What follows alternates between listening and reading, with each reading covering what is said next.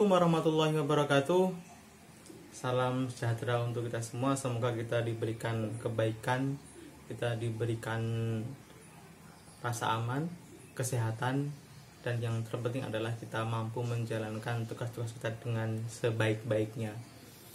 Pada kesempatan kali ini kita akan membahas tentang sesuatu yang sangat penting di waktu-waktu ini, khususnya untuk teman-teman saya yang sekarang sedang duduk di kelas 11 maupun kelas 12, yaitu dalam rangka mempersiapkan masa depan, yaitu mengambil keputusan menjadi seorang mahasiswa.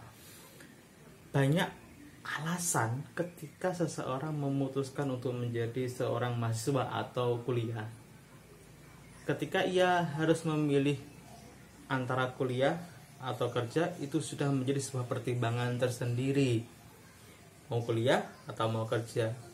Memang kebanyakan orang menginginkan untuk kuliah, meskipun banyak juga yang secara sadar ia mengatakan saya bekerja, saya beraktivitas yang menjadikan saya menjadi seorang pekerja atau menjadi seorang wirausaha. Itu sebuah pilihan.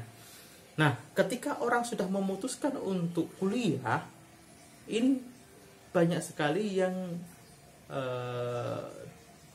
kurang tepat dalam memberikan alasan mengapa harus kuliah. Oke, mungkin ada yang kuliah karena daripada nganggur di rumah, kan gak asik ya. Atau ada orang yang kuliah karena masa anak orang kaya gak kuliah. Atau ada orang yang kuliah karena alasan-alasan lain yang tidak mendasar mengapa ia harus kuliah. Nah, semoga kita termasuk orang-orang yang sudah memutuskan kuliah dan memiliki alasan mendasar dan itu positif. Oke, kita anggap seperti itu. Nah, ketika kita sudah memiliki alasan yang baik, alasan yang benar, pertanyaan kedua adalah, apakah benar alasan kita untuk kuliah? Oke, ketika sudah benar, yang kedua adalah jurusan yang kita ambil, apakah sudah benar alasan kita mengambil jurusan itu? Karena beberapa alasan yang menurut saya kurang tepat. Satu, mungkin di antara kita ada yang mengambil jurusan tertentu karena satu, biayanya lebih murah. Oke, rasional. Tetapi apakah ini sudah sesuai dengan nanti planning kita ke depan? Belum tentu. Yang kedua, selain biaya, yang kedua adalah mungkin saja orang tua yang menginginkan, bukan kita loh, tapi orang tua yang menginginkan.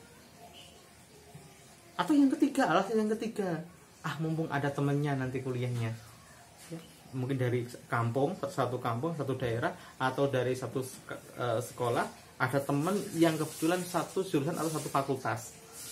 Oke.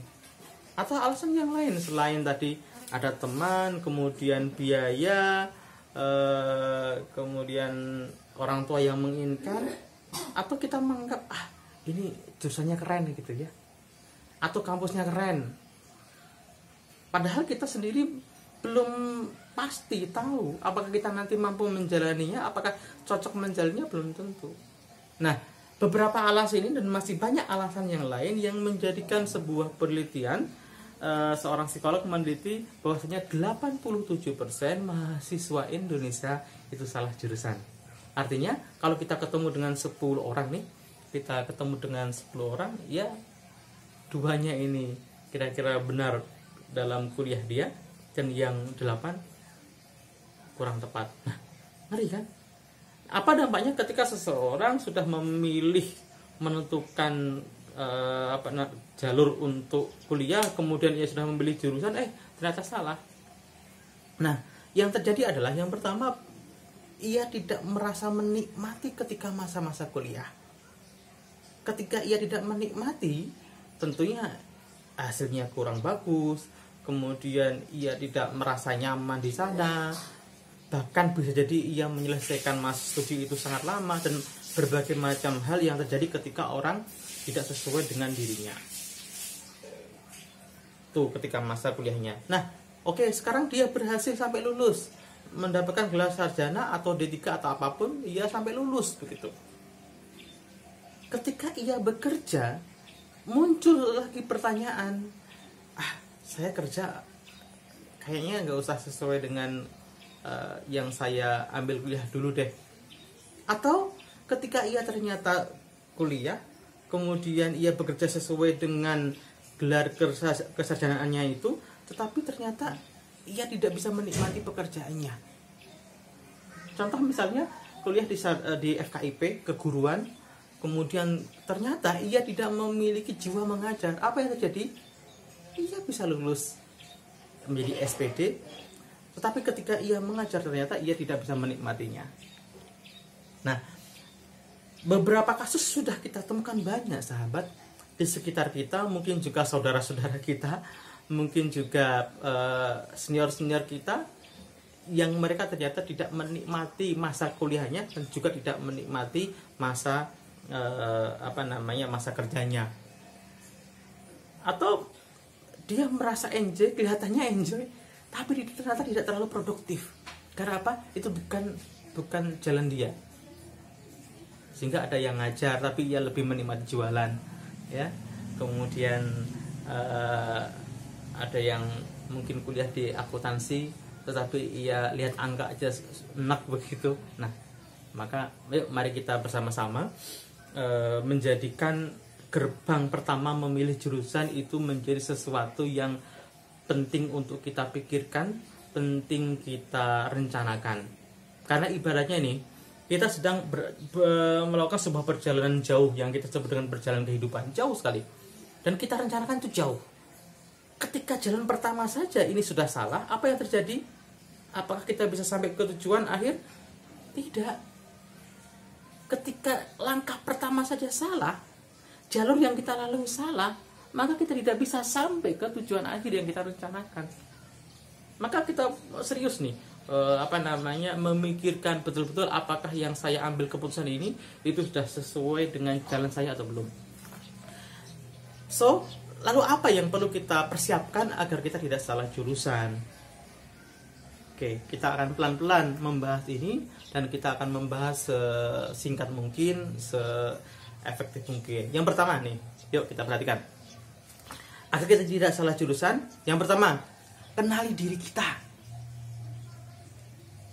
Mengenali diri itu tidak hanya kenal nama, tidak hanya kenal alamat, tidak hanya kenal orang tua kita, tidak hanya itu, tapi lebih dari itu, kita punya kelebihan apa sih?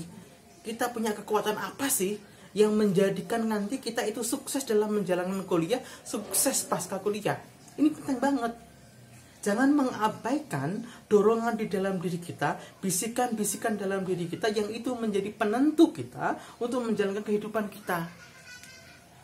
Banyak yang mengabaikan terhadap kondisi diri gegara tadi ya, karena teman, karena ajakan orang lain, mungkin karena peluang pekerjaan di masa mendatang yang lainnya.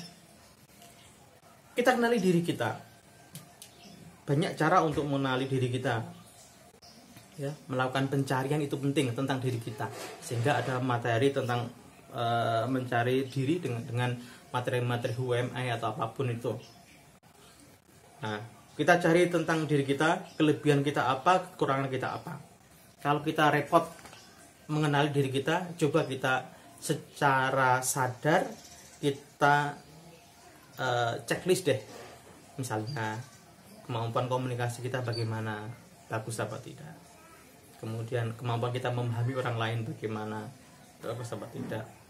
Kita senang bekerja di rumah apa bekerja di luar, bagus yang mana. Kita checklist gitu.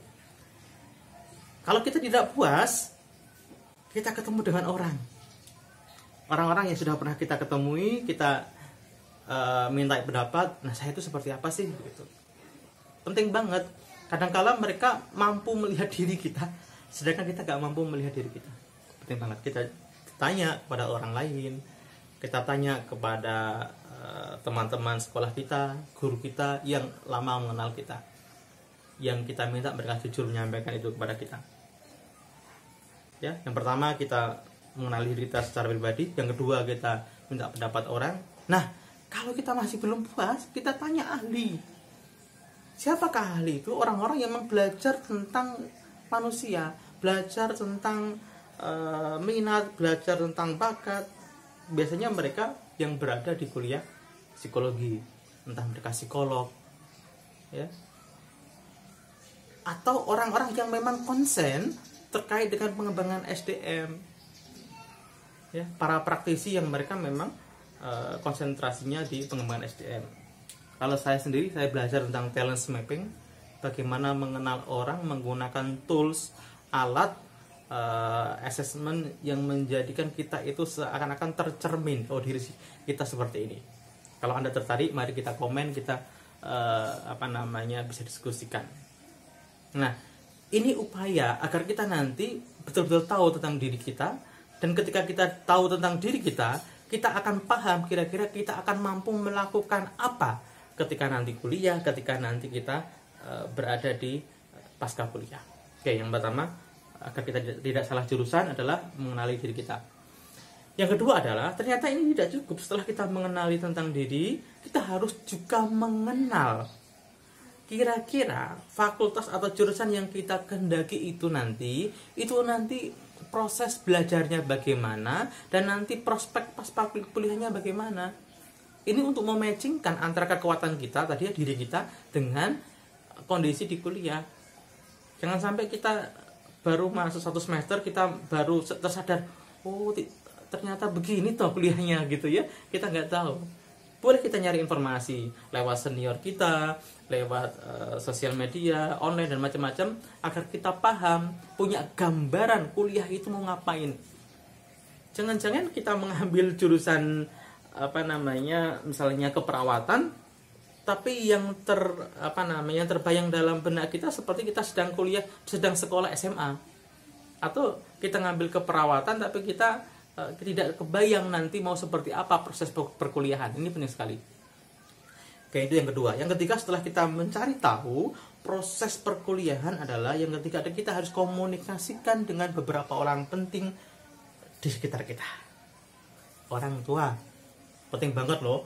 Kadangkala ini yang sering terjadi adalah ketika anak sudah memiliki pilihan ternyata tidak sesuai dengan keinginan orang tua. Nah, kita harus komunikasikan itu. Kita harus sampaikan mengapa kok kita milih jurusan ini, kemudian bagaimana nanti kita akan prospek kuliahnya, kemudian bagaimana rencana kita pasca kuliah dan segala macam, kita komunikasikan. Nah, teman-teman, ini yang mohon maaf banyak di antara kita yang gagal menyampaikan ini dengan baik. Ketika kita punya keinginan, ada yang mengatakan, aku ya gini Bu, saya milih jurusan ini ya ini, gitu. Nah, ini kurang bijak. Kita sampaikan mengapa kok kita memilih jurusan tersebut, kemudian apa alasannya, kemudian tanggung jawab kita apa setelah nanti memilih jurusan ini penting. Memberikan garansi untuk orang tua itu penting banget, karena yang biayai orang tua, ya, yang biayai orang tua. Nah, penting kita komunikasikan dengan orang tua agar orang tua itu, kalau bahasa Solonya itu cong itu artinya itu legowo, ikhlas, kemudian support dengan serius. Penting banget, karena yang kita pahami ridho orang tua itu sangat penting sekali, ya. Nah, orang tua kita komunikasikan. Nah, setelah ketiganya kita lakukan, kita mengenal diri kita dengan berbagai macam upaya, kemudian kita mengenal jurusan yang menjadi pilihan kita, alternatif pilihan. Ingat, alternatif pilihan. Kemudian kita komunikasikan dengan orang-orang di sekitar kita, baik orang tua, saudara, bahkan guru BK kita perlu konsultasi itu. Yang keempat adalah betul-betul kita niatkan kuliah itu tidak hanya mendapatkan gelar. Ini penting banget nih, sebelum kita betul-betul kuliah itu tidak hanya ingin mendapatkan gelar, tapi lebih dari itu. Kuliah itu adalah salah satu instrumen yang kita pakai dalam rangka kita memaksimalkan diri kita agar mampu menjalankan tugas-tugas kehidupan lebih baik. Saya ulangi, kuliah tidak hanya mendapatkan gelar, tetapi untuk memaksimalkan potensi kita agar mampu untuk menjalankan tugas-tugas kehidupan. Ini penting banget. Sayang sekali kita hanya kuliah, tapi sasarannya hanya ingin dapat gelar, selembar ijazah yang menandakan kita adalah seorang sarjana, atau kita menjadi seorang ahli di sana, atau kita menjadi seorang master di sana. Tidak hanya itu, memaksimalkan tugas kehidupan. Nah, tugas kehidupan itu banyak, dan setiap orang itu memiliki tugas kehidupan masing-masing. Ada yang ditugaskan menjadi seorang dokter, ada yang ditugaskan untuk menolong orang dengan lembaga sosial, ada yang ditugaskan untuk membantu orang dengan ilmunya sehingga ia menjadi seorang guru, menjadi seorang dosen, ada yang ditugaskan untuk membantu orang dengan hartanya sehingga ia menjadi seorang pengusaha, menjadi dermawan, ada yang ditugaskan untuk menjadi penyampai ilmu, selain guru, selain dosen, menjadi seorang pembicara, menjadi seorang trainer, menjadi seorang ulama. Itu tugas kehidupan. Maka penting banget teman-teman, di antara alasan-alasan tadi kita memilih jurusan adalah kita ketahui tugas kehidupan dan kita niatkan kita kuliah mengambil jurusan yang kita ambil dalam rangka memaksimalkan tugas kehidupan. Selamat memilih jurusan dan semoga kita menjadi generasi yang ditunggu oleh bangsa ini. Saya Ahid, assalamualaikum warahmatullahi wabarakatuh.